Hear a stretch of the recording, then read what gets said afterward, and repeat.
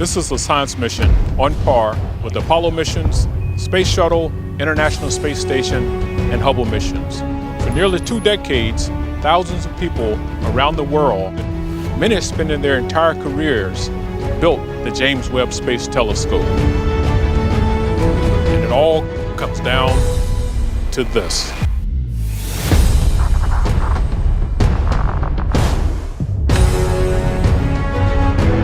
Once we launch the James Webb Space Telescope, there are no second chances. We have 300 single-point failure items, and they all have to work right. When you're 1,000,000 miles away from the Earth, you can't send someone to fix it.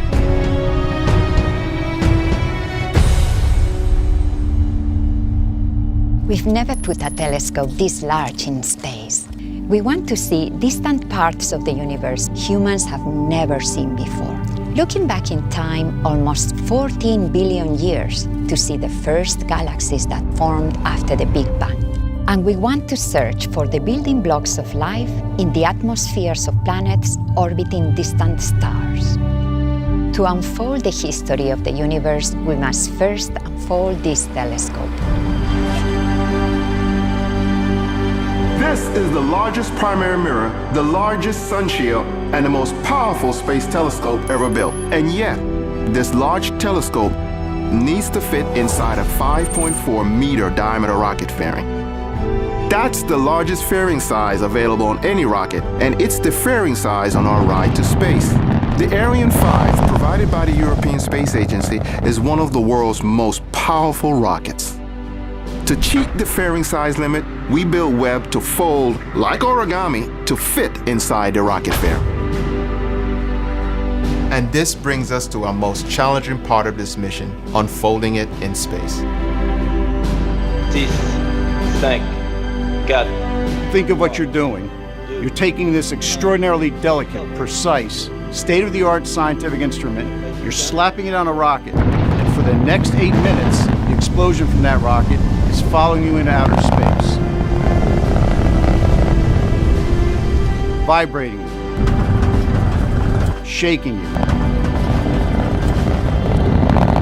Everything that goes into outer space has to live through this environment and work once it gets there without having someone come to fix it.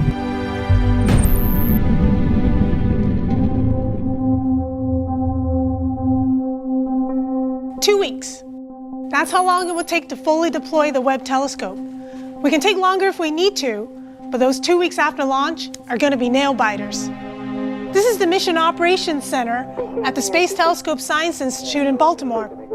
Those 2 weeks after launch will be like our Super Bowl, World Cup, you pick the analogy. Years of training comes down to these moments.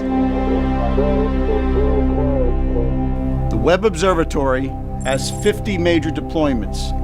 50, depending on how you categorize them, and 178 release mechanisms must work to deploy those 50 parts. Every single one of them must work. Unfolding Webb is hands down the most complicated spacecraft activity we've ever done. Then again, nothing about Webb is easy. We've never done any of this before.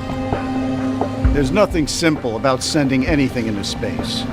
You can't do it without taking risks. This mission is squarely in new spacecraft territory.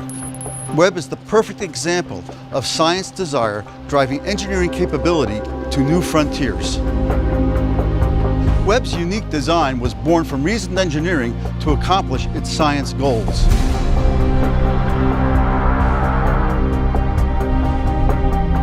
Here's the plan.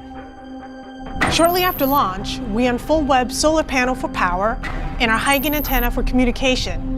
About 12 hours later, we have an important engine firing that sends Webb on the proper course towards its orbital destination, about 1,000,000 miles away. That's where Webb will do its science. Webb will be moving so fast, it passes the moon's orbit in 1.5 days, half the time it took Apollo astronauts to reach lunar orbit. First, we lower the sunshield pallet, then raise Webb's primary mirror and instruments away from the sunshield. The solar wind will push us around with the sunshield open, so we'll unfold a trim tab to help keep us stable.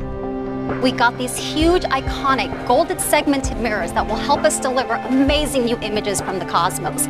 But in some ways, the sun shield is a lot more complicated, and it's just as essential. Without it, nothing works. Here we've got 5 sun shield layers of approximately 8,900 square feet, almost the size of 3 tennis courts, a very thin Kapton material, about 1 to 2/1000ths of an inch thick. Making them go where you want them to go in zero-G is extremely challenging. The sun shield shades the telescope from the heat of the sun, earth, and moon. The concept is simple, but there is nothing simple about the design or operation, especially when you get to space. Webb's sun shield assembly includes 140 release mechanisms, approximately 70 hinge assemblies, 8 deployment motors, bearings, springs, gears, about 400 pulleys, and 90 cables totaling 1,312 feet. All this just to keep the sun shield under control as it unfolds. First, we release these special restraints that protect the sun shield during launch. They roll out of the way, but not all the way until we are ready to deploy a side. Next, we release a set of covers over the core region. Now comes the critical point. All 107 sun shield release mechanisms need to fire on cue. 107. They free the 5 sun shield layers, allowing them to extend as the mid-booms deploy.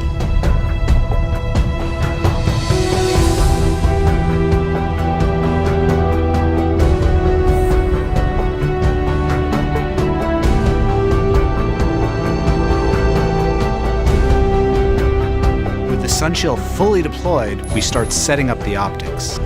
First, the secondary mirror is extended and locked into place, and a special radiator behind Webb is extended, which helps further lower the temperature of the science instruments. Finally, we open the primary mirror's wings and lock them in place. With that done, Webb is in its final configuration, but we're not done yet.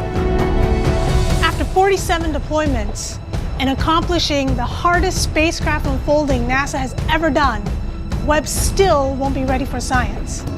While the instruments cool, we'll control motors behind each of Webb's 18 mirror segments, a secondary mirror, and the fine steering mirror located inside the center of the primary mirror.